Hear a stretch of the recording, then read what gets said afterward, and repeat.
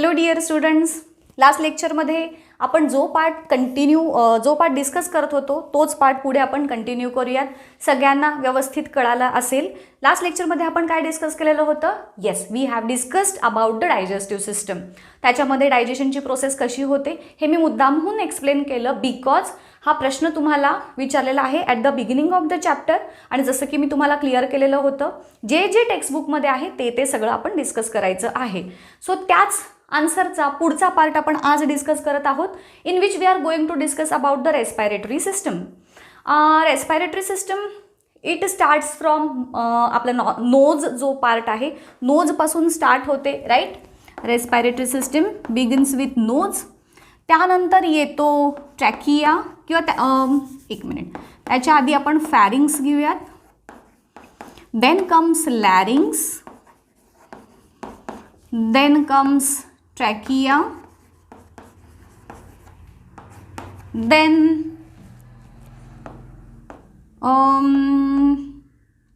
alveoli. Sorry, त्याच्या आधी आपण हे घेऊयात काय, ब्रॉन्काय. ह्याच ट्रॅकियाचाच पार्ट आहे ब्रॉन्काय. देन ब्रॉन्किओल्स. ओके, ट्रॅकियाच्या आधी मग इथे आपण लंग्स पण घेऊयात ह्यातच, आणि मग ब्रॉन्काय, ब्रॉन्किओल्स, आणि मग त्याच्या पुढे असतात ॲल्व्हिओलाय.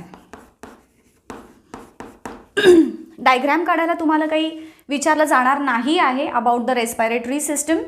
हां, तुम्हाला माहीत आहे, एक आउटलाईन आपण 8th स्टँडर्डमध्ये ही रेस्पायरेटरी सिस्टम बघितलेलीच होती. आता स्टुडंट्स, हा जो नोज पार्ट आहे तिथून ऑक्सिजनेटेड एअर, म्हणजे the air which is rich in oxygen enters in our body. तिथे जे नॉस्ट्रेल्स आहेत आपले, त्याच्यामध्ये हेअर जे आहेत आणि अलॉंग विथ द हेअर जो म्युकसचा पार्ट आहे, ह्या दोघांचा रोल काय आहे तर टू फिल्टर द एअर. आपले जे एअर आपण इनहेल करतो त्याच्यामध्ये एअरच्या पार्टिकलसोबतच त्याच्यामध्ये असणारे डस्ट पार्टिकल्स देखील आपल्या नाकामध्ये एंटर करतात, आणि ते आपल्याला गरजेचे नाही आहेत. सो बॉडीची मेकॅनिझम काय आहे, त्यांना तिथंच थांबवायची. बरेचदा बघा, आपण खूप पोल्युटेड ठिकाणी गेलो किंवा धूळ उडली, धुळीच्या ठिकाणी गेलो तर आपल्याला शिंका येतात, आपल्याला ठसका लागतो. वाय? बिकॉज ती आपल्या बॉडीची एक मेकॅनिझम आहे की जे अनवॉन्टेड पार्टिकल्स आपल्या बॉडीमध्ये एंटर करू पाहत आहेत त्यांना बाहेर फेकून द्यायची. सो त्याच्यासाठीच हे नोजमध्ये हेअर आणि ते म्युकस जो असतो तो प्रेझेंट असतो. After that comes the pharynx. Pharynx हा असा रिजन आहे की जिथे आपल्या डायजेस्टिव्ह सिस्टममधला आपण लास्ट टाइम जो बघितलेला होता food pipe, which is also called as, food पाईपला काय म्हणायचं, उसोफॅगस, राईट. सो उसोफॅगस आणि आपली विंड पाईप, हा आहे उसोफॅगसचा पार्ट, हा आहे विंड पाईपचा पार्ट. हे दोन्ही जिथं ओपनिंग आहेत, कॉमन ओपनिंग, त्याला म्हणायचं फॅरिंग्सचा रिजन. बरेचदा आपण म्हणतो ना की ठसका लागतो किंवा नाकातोंडात पाणी जातं, तेव्हा काय होतं तर हे जे विंड पाईप आणि आपला उसोफॅगस जो आहे त्यांच्यामध्ये थोडंसं जमलिंग होतं. ॲक्च्युली त्याच्यावरती एक कवरिंग असतं इपिग्लॉटिस नावाचं, की जे फूडची एंट्री रेस्पायरेटरी ट्रॅक्टमध्ये जाण्यापासून थांबवतं. बट बरेचदा आपण बघा, ठसका कधी लागतो, आपण बोलता बोलता खात असू तर त्यावेळेस आपल्याला ठसका लागतो, होय की नाही. मग त्यावेळेस काय होतं तर ते इपिग्लॉटिस चुकून ओपन राहतं आणि मग तो फूड किंवा पाणी जे आहे ते चुकून आपल्या रेस्पायरेटरी सिस्टममध्ये जातं आणि मग आपल्याला ठसका लागतो. ओके, सो हा झाला फॅरिंग्सचा रिजन. दुसरा आहे लॅरिंग्सचा रिजन. इथे हा जो आपला व्होकल कॉर्ड्स असतात, बोलताना इथला पार्ट आपला व्हायब्रेट होतो, है ना. सो तो रिजन त्याला म्हणायचं लॅरिंग्स, की जिथे आपल्या व्होकल कॉर्ड्स असतात. आता पुढचा आहे ट्रॅकिया. हा पूर्ण पोर्शन जो विंड पाईप आहे त्यालाच आपण ट्रॅकिया म्हणतोय. ह्या ट्रॅकिया जेव्हा, छोटीशी डायग्राम पण काढून दाखवते तुम्हाला.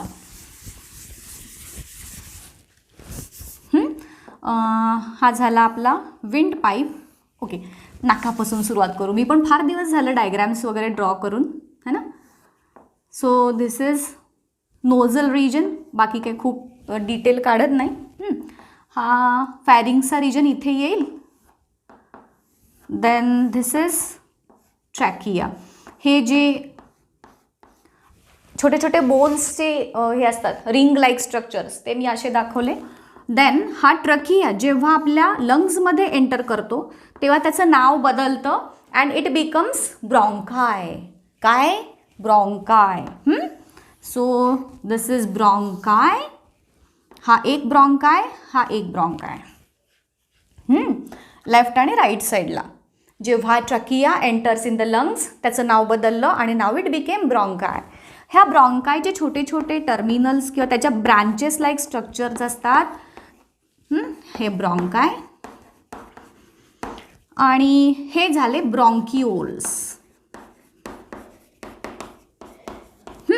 ब्रॉन्किओल्स काय आहेत? ब्रॉन्कायच्या छोट्या छोट्या फांद्यांसारखे, जसं झाड असतं असं उलटं झाड इमॅजिन करा, है ना, झाडाचं स्टेम आणि मग ह्या फांद्या तसं.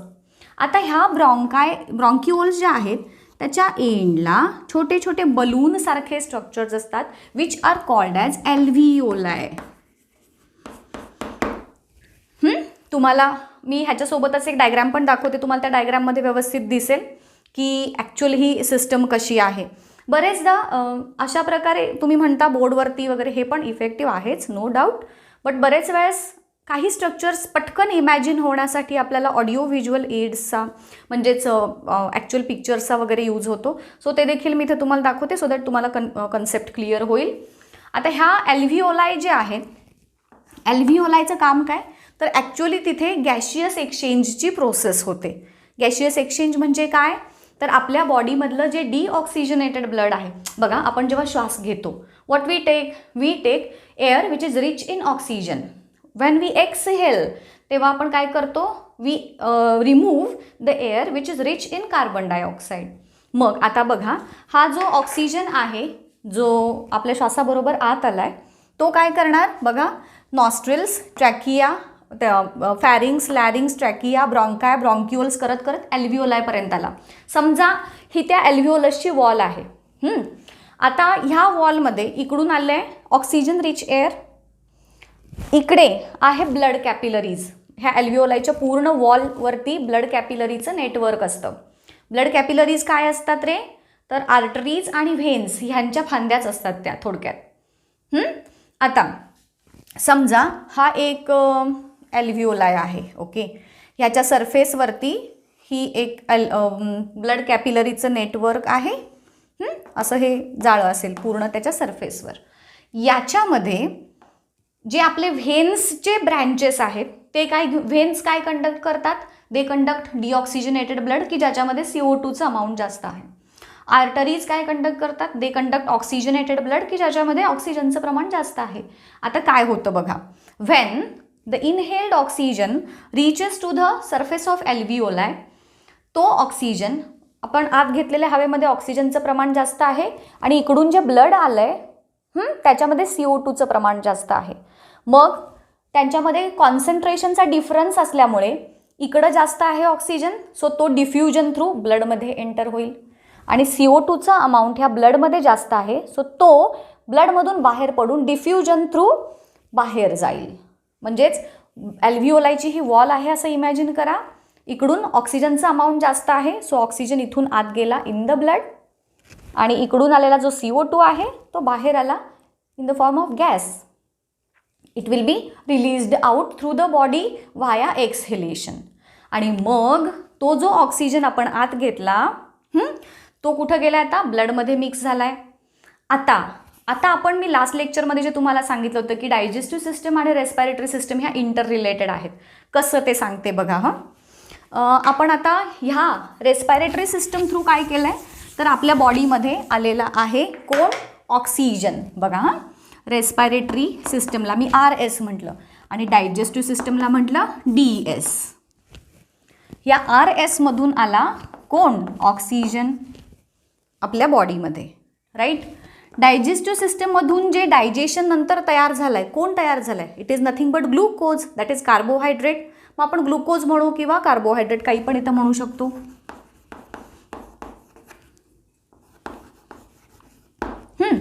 आता बघा, हा ग्लुकोज किंवा कार्बोहायड्रेट कुठं मिक्स झालं आहे म्हणून मी तुम्हाला सांगितलं होतं लास्ट टाईम, ब्लडमध्ये सांगितलं होतं का, स्मॉल इंटेस्टाईनमध्ये व्हिलाय असतात आणि मग त्याच्या थ्रू ते ब्लडमध्ये मिक्स होतो हा ग्लुकोज. आता हा देखील ऑक्सिजन आत्ता काय सांगितलं कुठं मिक्स होतो, तर तो देखील ब्लडमध्ये मिक्स होतो, बरोबर. दोन्हीही हे जे ऑक्सिजन आणि ग्लुकोज आहेत ते ब्लडमध्ये आले. आता ब्लडचं काम काय आहे, तर ते ब्लड हा ऑक्सिजन आणि हा ग्लुकोज ईच अँड एव्हरी सेलपर्यंत पोचवायचं त्याचं काम. तो कुरिअरवाला आहे आपल्या बॉडीचा. सो प्रत्येक पार्टमधले जे युजफुल इन्ग्रेडियंट्स आहेत ते त्या सेलपर्यंत पोचवायचे आणि तिथला जो जमा झालेला कचरा आहे तो तिथनं घ्यायचा आणि ते प्रॉपरली जे डिस्पोज करतात, म्हणजेच सपोज नायट्रोजिनस वेस्ट असतील तर त्याला किडनीकडे द्यायचं, CO2 असेल तर रेस्पिरेटरी सिस्टमकडे द्यायचं. हे बरोबर ते वेस्ट मटेरियल देखील त्या डिपार्टमेंटकडे देण्याचं काम ह्या ब्लडचं. आता दोन्ही कॉन्स्टिट्युएंट्स मिक्स झाले ब्लडमध्ये, हे ब्लडमधून आले आता सेलपर्यंत. दोन्हीही हा ऑक्सिजन आणि हा ग्लुकोज दोन्ही आले सेलमध्ये. सेलमध्ये आल्यानंतर सेलच्या मायटोकॉन्ड्रियामध्ये हे दोन्ही सबस्टन्सेस आता काय होणार, by using these two substances सेलमधला जो मायटोकॉन्ड्रिया आहे it will perform the energy production in the form of ATP करणार, बरोबर. आता इमॅजिन करा इथला ऑक्सिजन नसेल किंवा इथून ग्लुकोज फॉर्म झाला नाही, तर ही एनर्जी प्रोडक्शनची प्रोसेस व्यवस्थित होणार आहे का, नाही. आणि म्हणूनच प्रश्न जो काय मी लास्ट टाइम तुम्हाला सांगितलेला होता की रेस्पिरेटरी सिस्टम आणि डायजेस्टिव्ह सिस्टम ह्या एकत्र कशा वर्क करतात, तर ह्या पद्धतीनं ऑक्सिजन ब्लडमध्ये जाणार, ग्लुकोज ब्लडमध्ये जाणार, तिथून ते प्रत्येक सेलपर्यंत जाणार. सेलमधल्या मायटोकॉन्ड्रियामध्ये रेस्पिरेशनची प्रोसेसची पुढची स्टेप आत्ता इथं जे आपण बघितली नाही ही ॲक्च्युली ह्या रेस्पिरेशनच्या सिस्टमचा फक्त एक टप्पा आहे, एक स्टेप आहे. रेस्पिरेशन प्रोसेस ॲक्च्युली 2 स्टेप्समध्ये चालते. एक म्हणजे ब्रीदिंग की जी मी तुम्हाला आत्ता सांगितली, किंवा ह्यालाच आपण एक्सटर्नल रेस्पिरेशन असं पण म्हणतो. आणि दुसरा जो प्रकार आहे तो सेल्युलर किंवा त्यालाच इंटरनल रेस्पिरेशन असं पण म्हणतात. मग हा पार्ट सांगितला it was of breathing process. आता जो इंटरनल रेस्पिरेशनचा पार्ट आहे तो होतो इन द सेल. इथं जे होणार आहे ना की हा ऑक्सिजन आणि हा ग्लुकोज दोघांच्या पासून एनर्जी प्रोडक्शनचं काम जे होतं त्याला म्हणायचं सेल्युलर किंवा internal respiration which occurs in the cell आणि more specifically inside the mitochondria of the cell. कसं काय हे डिटेल आपल्याला 10th स्टँडर्डमध्ये शिकायचं आहे. आत्ता तुम्ही फक्त एवढंच लक्षात ठेवा की ह्या दोन्ही प्रोसेसेस अशा पद्धतीनं एकत्रित वर्क करतात आणि मगच आपल्याला एनर्जी प्रोडक्शन करता येतं किंवा एनर्जी प्रोड्यूस होते इनसाइड द बॉडी. सो रेस्पिरेशनची इथून पुढं जर तुम्हाला कोणी डेफिनिशन विचारली स्टुडंट्स तर तुम्ही काय सांगाल, respiration is the process of energy production. मग तुम्ही तेच म्हणाल एनर्जी प्रोडक्शनचा काय संबंध ते तुम्हाला आत्ता कळालं असेल. रेस्पिरेशनची डेफिनिशन तुम्ही कुठंही बघा तुम्हाला अशी दिसेल, respiration is nothing but process of release of energy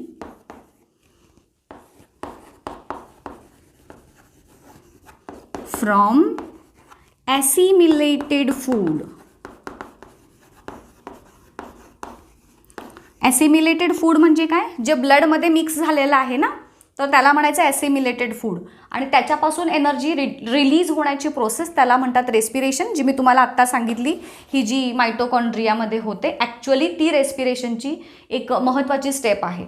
आपण जे ब्रीदिंग करतो हा एक टप्पा आहे फक्त, तर रेस्पिरेशनच्या प्रोसेसचा एक फक्त स्टेप आहे आणि दुसरी स्टेप इनसाइड द सेल. कळालं ह्या दोन्ही स्टेप्स कशा, दोन्ही सिस्टम्स कशा इंटर रिलेटेड आहेत ते. ओके, हा पहिला पार्ट झाला. आता ह्याच्यानंतरचा ॲक्च्युअल जो पार्ट आहे ट्रान्सपोर्टेशन म्हणजे काय किंवा ते कशा पद्धतीनं होतं आपल्या बॉडीमध्ये, तो पार्ट मग आपण पुढच्या लेक्चरमध्ये कंटिन्यू करूयात. आजच्या लेक्चरमध्ये इथेच थांबूयात. तुमचे काहीही डाऊट्स असले तर तुम्ही नक्कीच कमेंट करून विचारू शकता. लवकरच आपण एक टेलिग्राम ग्रुप बनवूयात सो दॅट तुमच्या काही डाऊट्स असतील तर तुम्ही त्या तिथे पोस्ट करू शकता आणि मग त्या डाऊट्सवरून मी व्हिडिओज बनवेन. असं पण काहीतरी आहे माझा प्लॅन. बघूयात लवकरच तो एक्झिक्यूट करूयात. आत्ताच्या पुरतं थांबते. अभ्यास करा व्यवस्थित ह्याचा. नेक्स्ट लेक्चरमध्ये लवकरच भेटू.